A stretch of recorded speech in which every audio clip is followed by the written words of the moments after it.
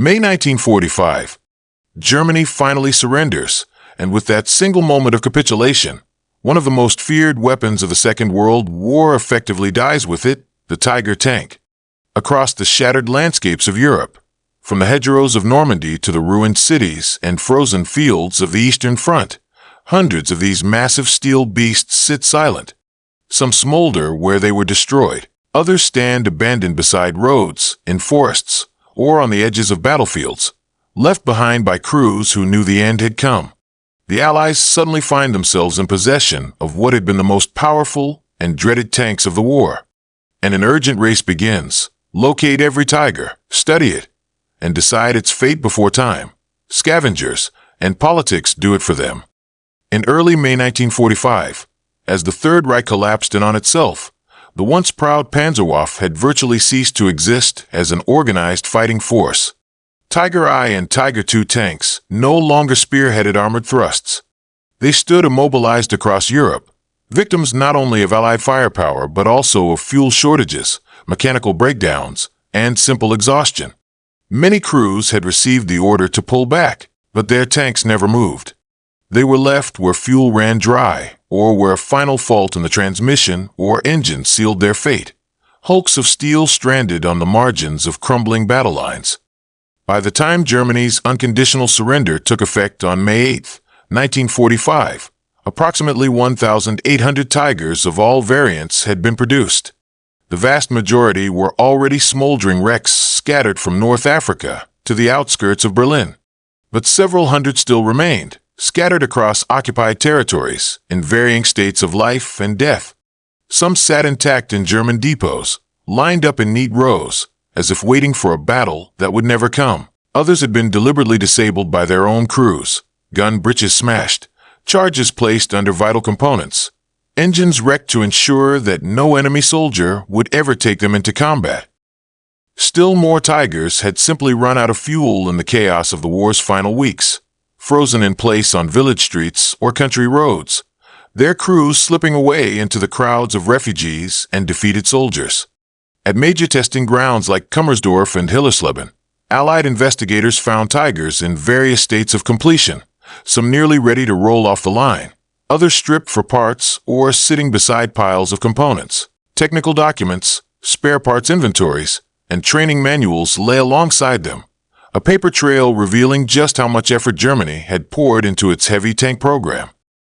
In Bavaria, American forces reached the Henschel factory complex and discovered Tigers in and around the facilities.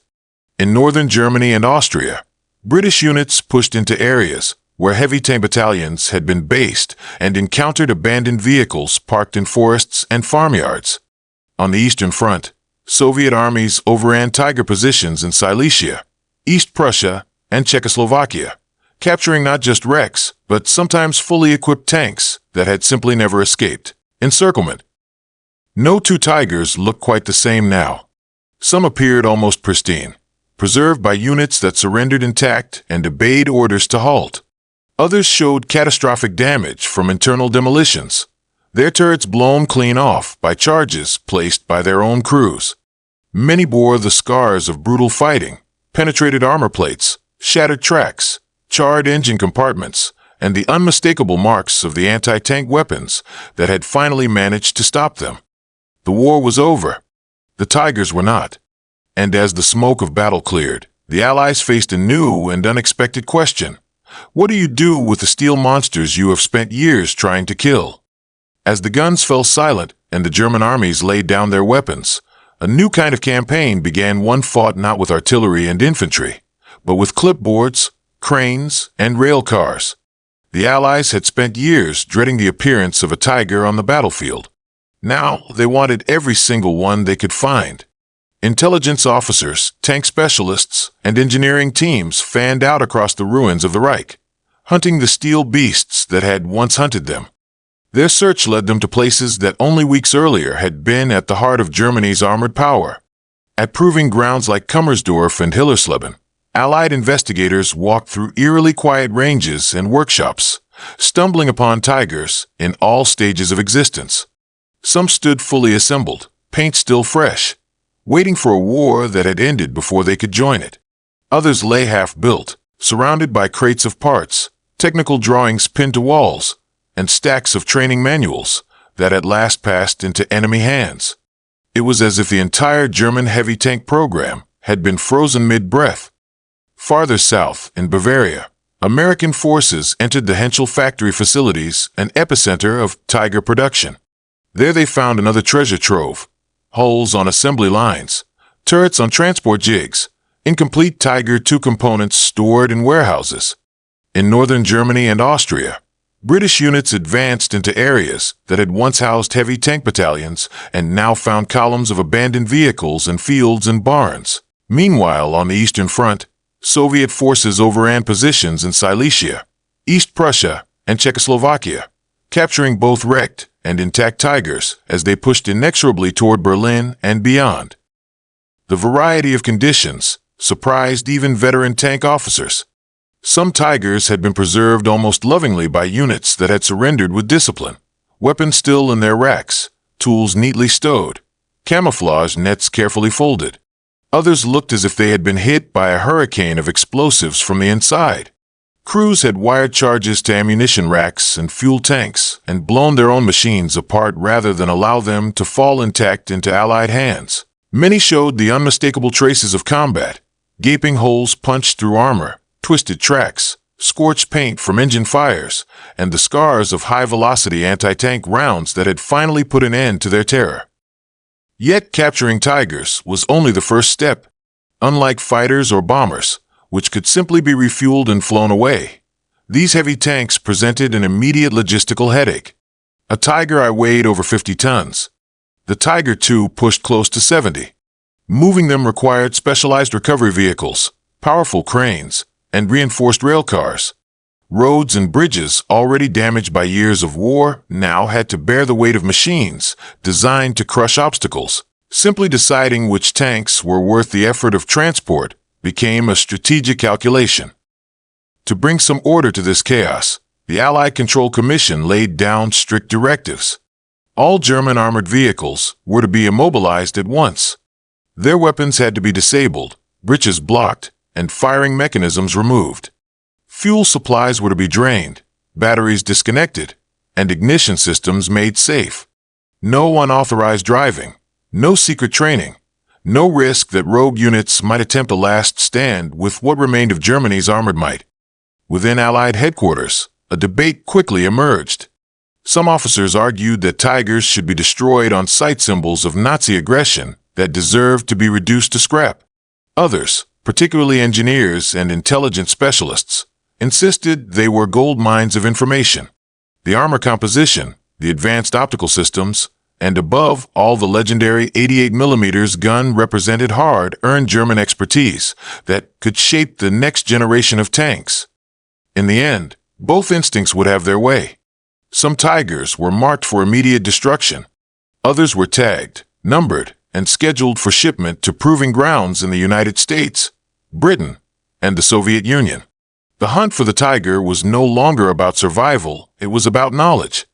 And soon, on distant test ranges, Allied gunners and engineers would get the chance they had wanted for years to take the Tiger apart, piece by piece, and find out exactly what made it so feared.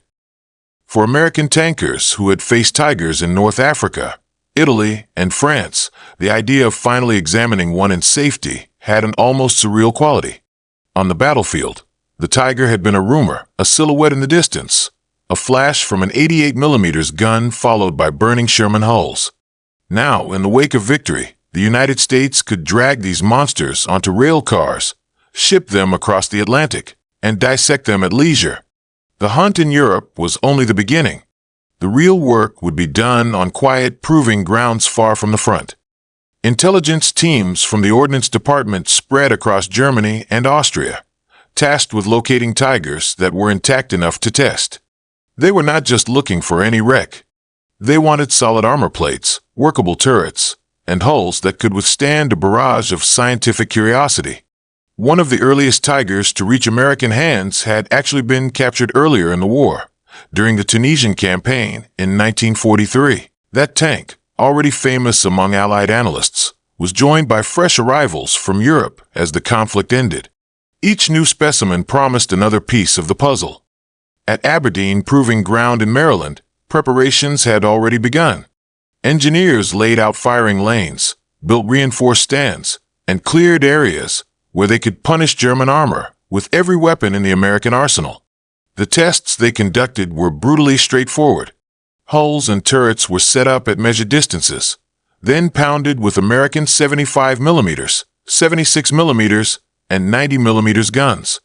Technicians recorded the angle of impact, the type of round, the range, and the effect penetration, spalling, or harmless ricochet. The results confirmed what frontline crews already suspected. The frontal armor of the Tiger was extraordinarily tough. The 75mm gun carried by most Sherman tanks struggled to defeat the Tiger's front plate even at close ranges where, in theory, its performance should have been best. The newer 76mm gun did better, but still found the thick, vertical armor a stubborn opponent. Only the American 90mm gun, later mounted on tanks like the M26 Pershing, could reliably challenge the Tiger head-on. In cold, clinical data, Aberdeen's reports put numbers to the fear that had haunted Allied tank crews for years. Across the Atlantic, the British were conducting their own examinations, and their perspective was just as personal. From the first encounter in Tunisia to the brutal fighting in Normandy, British crews had learned to respect and dread the 88mm gun that could smash Cromwells and Churchills at ranges where they could barely scratch a Tiger in return. Now, at the School of Tank Technology at Chertsey and at ranges like Lulworth, British engineers and test drivers finally had their turn with captured examples. They went beyond armor tests.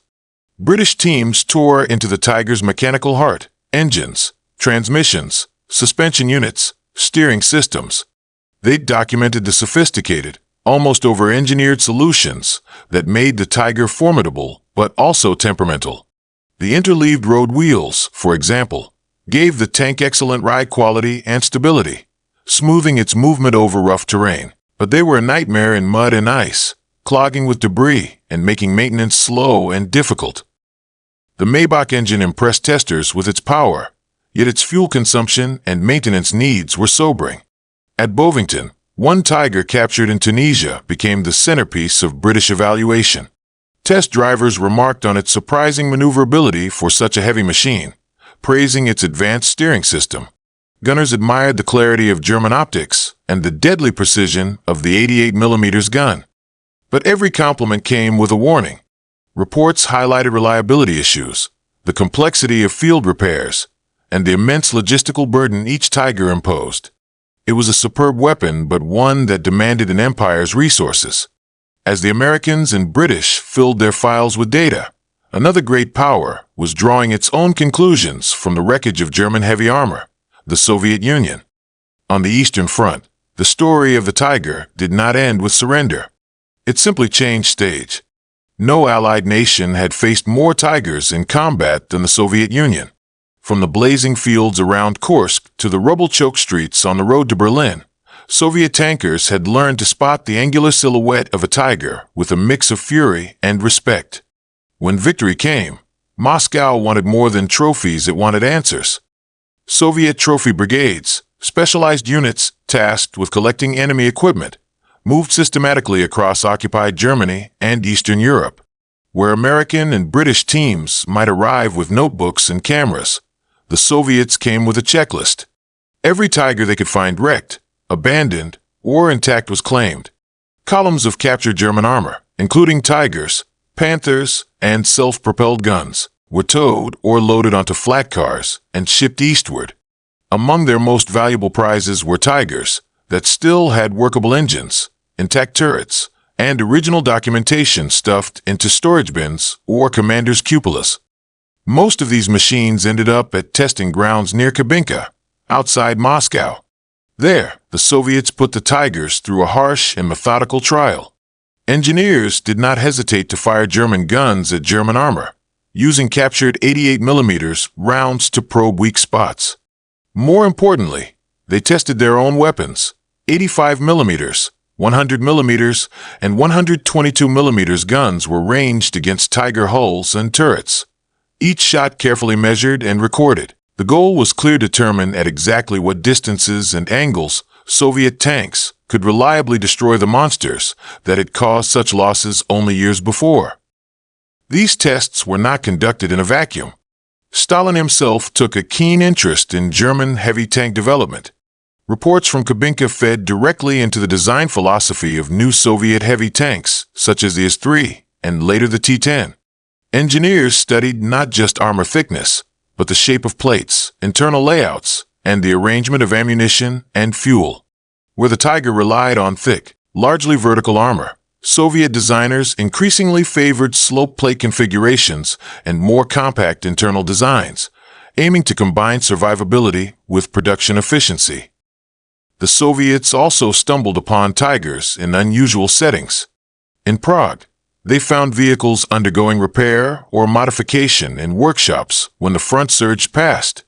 In Silesia, entire training facilities fell intact, complete with Tigers used for crew instruction.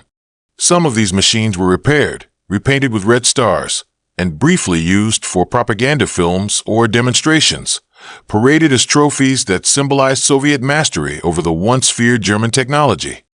Meanwhile, a quiet competition emerged among all the victorious powers. Each wanted the rarest and most advanced examples: late production Tiger IIS, experimental variants, and prototype vehicles. Factories and even castle courtyards concealed partially completed hulls and turrets. At proving grounds, prototype designs hinted at projects that never reached full production. Securing these machines was about more than curiosity; it was about prestige and an early edge in the looming Cold War. German tank crews and engineers unexpectedly became part of this process. Some found themselves interrogated in POW camps, pressed for details on maintenance, tactics, and common mechanical failures. Others volunteered information in exchange for better treatment or potential employment. Their expertise helped Allied teams run and repair captured Tigers, explaining tricky procedures, lubrication schedules, and the subtle handling quirks of the 88mm gun. The Allies documented everything: the internal layout of crew stations, ammunition storage, optical arrangements, and the fire control systems that made the Tiger so lethal at long range. They examined late Tiger eye modifications, altered tracks, revised vision ports, experimental armor features. The Tiger II offered even more to study, with its early and late turret types and thicker, more angular armor. At Henschel facilities, plans for never-built Tiger-based tank destroyers and recovery vehicles were discovered ghosts of a future German heavy armor family that would never materialize. By late 1946, the Great Dissection was largely complete. Dozens of Tigers had been tested, disassembled, and shot to pieces in the name of science. Thousands of pages of technical reports now captured what had once been secret. The Tiger's legend would grow, but the tanks themselves were running out of time. The next chapter would not be about studying the beast, but about erasing it from the face of Europe. By the time the last technical reports were bound and filed in late 1946, the Tiger had yielded almost all of its secrets. The Allies now understood its strengths and weaknesses, its awe-inspiring firepower and crippling logistical demands. With the intelligence phase essentially complete, a new, far more ruthless policy took hold. These tanks were no longer precious specimens. They were forbidden weapons of a defeated regime, and they had to disappear. The orders came from the top. The Allied Control Council, which oversaw occupied Germany, issued clear directives. Germany was not to retain any armored fighting vehicles, period. No Tigers, no Panthers, no self-propelled guns lurking in depots or barns, waiting for some imagined future uprising. The few Tigers saved for tests and museums were tiny exceptions. The hundreds of others scattered across Europe sitting in fields, workshops, and storage yards were marked for elimination. How they died depended on where they stood. In Germany itself, disposal sites were established at former military bases and training grounds. Long rows of captured armor were assembled at places like Bergen-Hohn in northern Germany, where British forces created a grim steel graveyard. Tigers, Panthers, assault guns, and half-tracks stood side by side, doomed in peacetime in a way they had often escaped in war. Engineers experimented with the most efficient ways to render these machines useless, removing and cutting up gun barrels, draining all fluids, wrecking engines, or, when speed mattered more than neatness, packing explosives inside. Some Tigers became unwilling instructors. They were used as live targets for Allied gunnery practice, giving tank crews the chance to fire at the very armor that had terrorized their predecessors. Shells smashed into frontal plates, turrets cracked, and hulls split under concentrated fire. Each hit produced valuable training experience and ensured that no one would ever drive those tanks again. Others were simply cut apart, teams with torches sliced through the thick armor, reducing fearsome war machines to piles of scrap sent on rail cars to steel mills hungry for raw material. In Normandy, the story took a quieter turn. Several Tigers that had been knocked out during the 1944 campaign remained where they had fallen wedged in hedgerows, blocking lanes, rusting in fields. As reconstruction began, local authorities and farmers needed roads and fields cleared. Some tanks were dragged to collection points and scrapped. Others were simply buried on the spot, entombed under new roads or pushed into ditches and covered with earth. For many villagers, a Tiger was not a legend. It was just an obstacle. France briefly flirted with the idea of keeping some German armor, including Tigers, for its own army. On paper, it was tempting, powerful heavy tanks at little cost. But the reality was unforgiving. Tigers drank fuel, devoured spare parts that no one was producing anymore, and demanded specialized maintenance. For a country rebuilding from occupation and devastation, the burden was too heavy. Most of these vehicles were therefore scrapped, though a few notable examples would survive for study and later display. The Soviets took a somewhat different path. They destroyed many Tigers in their zones, but they also realized their value as symbols. Museums in Moscow and Leningrad received Tigers for public exhibition, displayed as trophies of Soviet victory over German technology. A handful were restored to running condition for propaganda films or military parades roaring. Captured beasts now paraded on a leash. Beneath all of this was a hard economic truth. Post-war Europe desperately needed metal. The thousands of tons of steel, copper, and other materials locked inside abandoned German armor were too valuable to ignore. Scrapping Tigers did not just dismantle fascist weapons. It helped rebuild bridges, factories, rail lines, and homes. For communities staggering through poverty and shortages, scrap dealers arriving to cut up nearby wrecks meant paying work and badly needed income. Even environmental concerns played a role. Abandoned Tigers leaked fuel, oils, and coolants into the soil and water. Local authorities wanted them off farmland, out of forests, and away from rivers.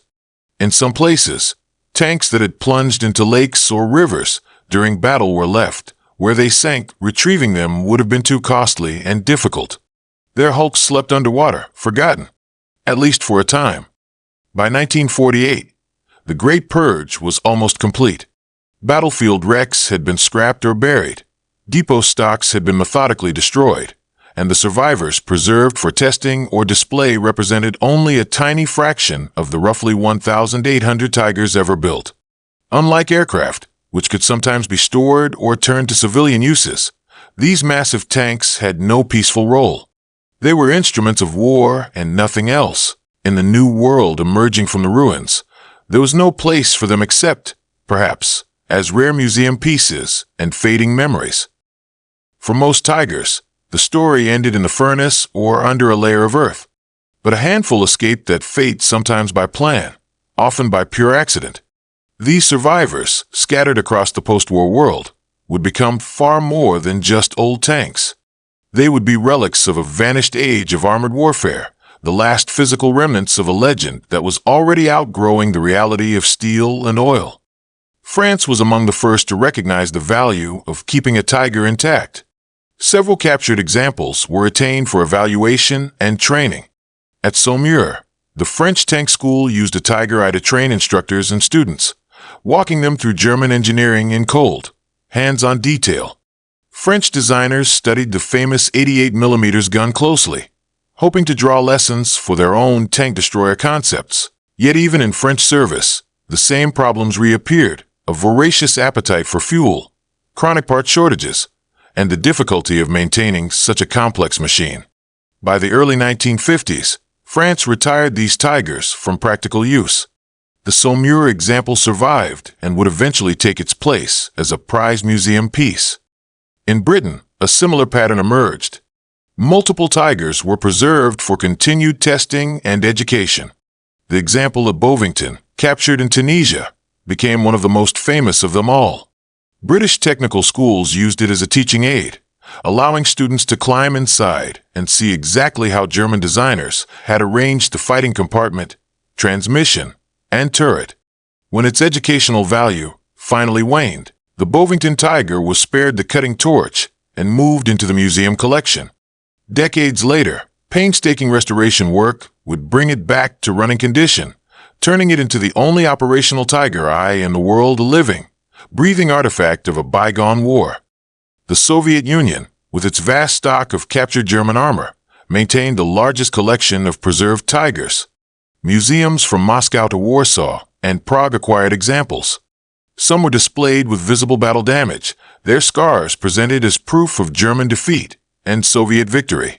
Others sat in storage yards and warehouses, occasionally rolled out for demonstrations, parades, or training purposes. Soviet access to multiple examples allowed for more comprehensive study than most Western institutions could manage, even after the shooting stopped.